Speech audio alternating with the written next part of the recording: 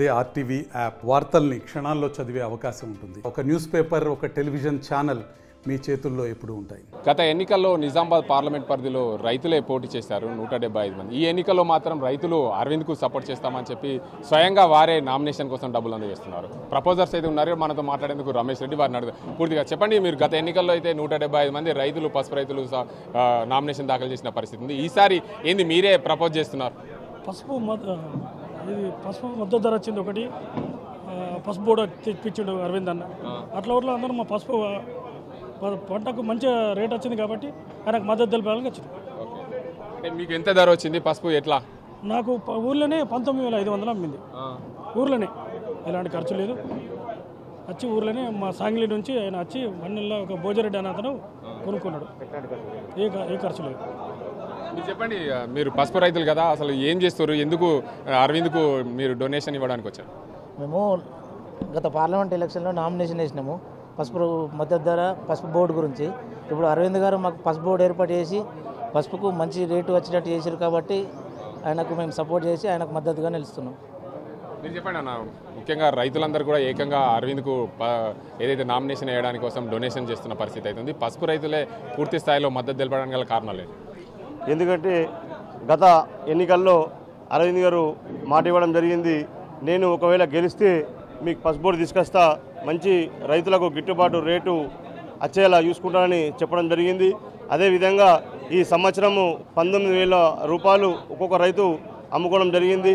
కాబట్టి అది మా రైతులకు ఎంత తోస్తే అంత సాయం చేద్దామని, అంటే నామినేషన్లకు మా వంతు సహకారం ఉండాలని అందరం రైతులము మంచి ఒక 1,000 రూపాయలు, 500, 10,000 ఓల ఇష్టం తోసినంత వాళ్ళు రైతులు ఇవ్వడం జరిగింది. కాబట్టి మేము ఈ ఎలక్షన్లో ప్రతి ఒక్క రైతు అరవింద్ గారికి సపోర్టు చేయాలని మేము నామినేషన్ చేసిన రైతులం అందరం కోరుతా ఉన్నాము. అందరం ప్రతి ఇంటింటికి వెళ్ళి పసుపు రైతులను ఏకం చేసి అరవింద్ గారిని గెలిపించి ఈ రేటు ఇట్లాగే నిలకడ ఉండాలని అరవింద్ గారు చెప్పడం జరిగింది. కాబట్టి ఆయనకు మేము మద్దతు తెలుపుతా ఉన్నాం రైతులందరం. ఓకే, మీరు చెప్పండి, పసుపు రైతులందరూ కూడా ధర్మపురి అరవింద్కే సపోర్ట్ చేస్తామని చెప్పి డొనేషన్లు ఇస్తున్న పరిస్థితి ఎందుకు అసలు? గత సంవత్సరము 6,000, 5,000 రూపాయలు ఉన్న పసుపు క్వింటల్ ద్వారా ఈ సంవత్సరము 20,000 దాకా పోయింది. నిన్ననే మార్కెట్లో 17,000 రూపాయలకు పసుపు అమ్మడం జరిగింది.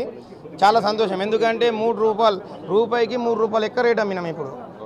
ఇక మాకు అందుకే స్వచ్ఛందంగా వచ్చి రైతులం అందరం కలిసి మంచికి 1,000 రూపాయలు, 500 ఇచ్చి నామినేషన్ ఫీజు మొత్తం మేమే కడుతున్నాం, రైతులమే. అంటే గతంలో మీరు అందరు కూడా అరవింద్కు యాంటీగా పోటీ చేసిన పరిస్థితి ఉంది. ఈసారి పసుపుకు మద్దతు ధర వచ్చింది, పసుపు బోర్డు ఏర్పాటు చేశారనేనా?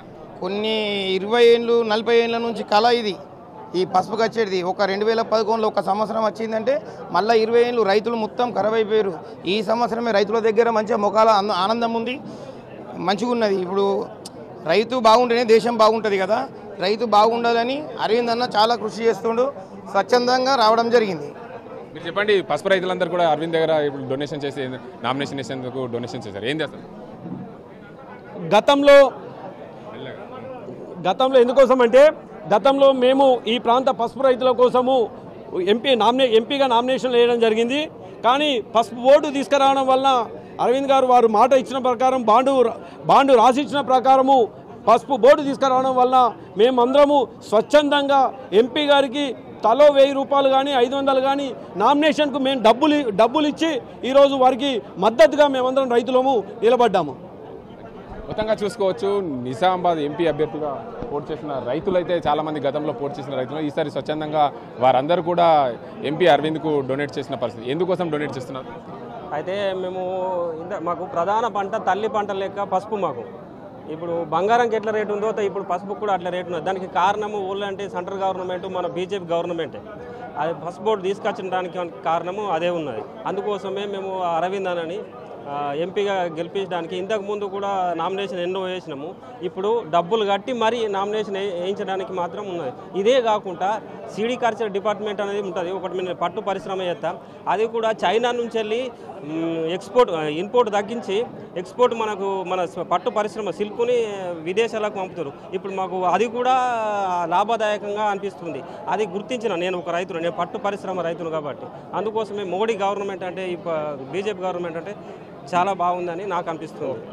మొత్తంగా చూసుకోవచ్చు గతంకి ఇప్పటికీ చాలా తేడాలు ఉన్నాయి. గతంలో పసుపు రైతులు కూడా నిజామాబాద్ ఎంపీ అభ్యర్థిగా పోటీ చేసిన దాఖలు. కానీ అదే పసుపు రైతులందరూ కూడా నేడు ధర్మపురి అరవింద్కు డొనేషన్లు చేస్తున్న పరిస్థితి. ఎందుకంటే గతంలో పసుపు బోర్డు చేస్తానని హామీ ఇచ్చారు, పసుపు బోర్డు తీసుకొచ్చారు. ప్రధాని నరేంద్ర మోడీ వెంట నిజామాబాద్ కేంద్రంగా పసుపు బోర్డుకు సంబంధించి ఇక్కడ అనౌన్స్మెంట్ చేయించారు. కానీ పూర్తి స్థాయిలో పసుపు బోర్డు అంశంపై మా రైతులకు అందరికీ లాభాలు ఉన్నాయి. ఎందుకంటే పసుపు బోర్డు అనౌన్స్ చేసిన వెంటనే దానికి అందరికీ కూడా పసుపు రైతులకు కూడా 18,000 వరకు పసుపు ధరలు పలకడం, ఇప్పుడు నిన్న మార్కెట్లో 17,000 వరకు కూడా ధర పలకడం వల్ల మేము రైతులందరం కూడా సంతోషం వ్యక్తం చేస్తాం. అందుకోసమే మేము పసుపు రైతులందరం కూడా కలిసి నిజామాబాద్ ఎంపీ అభ్యర్థిగా పోటీ చేస్తున్న ధర్మపురి అరవింద్కు మనిషికి తోసిని కూడా డబ్బులు డొనేషన్గా ఇస్తూ మేము అండగా నిలుస్తున్నాం, ప్రపోజల్ కూడా చేస్తున్నామని చెప్పి ఇక్కడ పసుపు రైతులు చెప్తున్న పరిస్థితి అయితే ఉంది. ఇది ఇక్కడ పరిస్థితి.